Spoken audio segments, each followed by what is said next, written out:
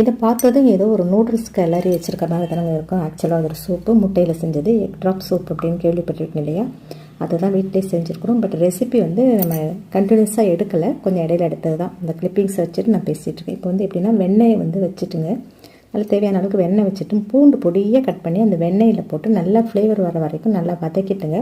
பொடியாக கட் பண்ண carrot, beans இதையும் போட்டு நல்லா வதக்கி விட்டுருங்க. அந்த வெண்ணெயிலே வதக்கிடுங்க. உப்பு போட்டுருங்க, கொஞ்சம் மிளகுத்தூளும் போட்டுருங்க. மிளகுத்தூள் வேணால் கடைசியில் கூட போடலாம், போட்டுக்கலாம். அப்புறம் என்ன செய்யணும்னா, நல்லா இந்த காய் வெந்த பிறகு கொஞ்சம் தண்ணி ஊற்றி வேக வைங்க. வதக்கிட்டு தண்ணி ஊற்றி வேக வைங்க. தண்ணி நல்லா காய் வெந்த பிறகு கார்ன்ஃப்ளவர் கொஞ்சம் திக்னஸ்க்கு 1 டீஸ்பூன் அளவுக்கு கார்ன்ஃப்ளவரை கட்டி இல்லாமல் கரைச்சி விட்டு அந்த தண்ணியில் ஊற்றிடுங்க. காய் வெந்த பிறகு ஊற்றுங்க. கார்ன்ஃப்ளவர் முதல்ல ஊற்றிட்டிங்கன்னா காய் வேகாது. அந்த டிப்பெல்லாம் ஃபாலோ பண்ணிடுங்க. நல்லா வெந்த பிறகு கொதிக்கும் பார்த்தீங்களாங்க, கொதிக்கும்போது முட்டையை நல்லா பீட் பண்ணி வச்சுக்கோங்க.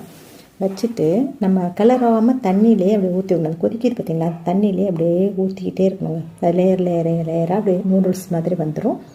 அப்புறம் அதெல்லாம் கொதிக்கும்போது முழு மிளகு போட்டுருங்க. முழு மிளகு காரணம் என்னென்னா, சில பேருக்கு காரம் ஜாஸ்தி வேண்டாம், கம்மியாக இருக்கணுங்கிறப்ப அவங்க மிளகுத்தூள் கம்மியாக தானே போடுவாங்க. அப்போ நம்ம வெந்த பிறகு நம்ம அந்த மிளகு எடுத்துக்கலாம். அப்புறம் கொஞ்சம் மல்லித்தழை தூவி இறக்கிடுங்க.